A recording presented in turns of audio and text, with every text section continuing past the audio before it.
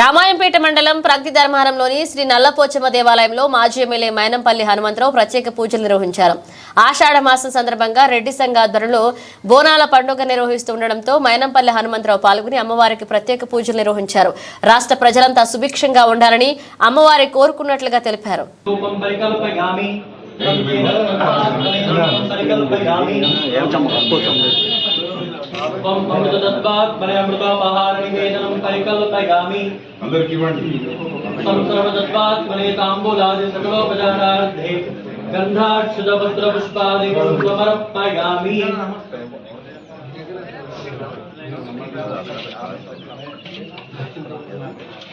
Om हिरण्यवर्णां हरिणीं सुवर्णरजतस्रजां चन्द्रां हिरण्मयीं लक्ष्मीं जातवेदो मनपगामिनी Nampally रालेडा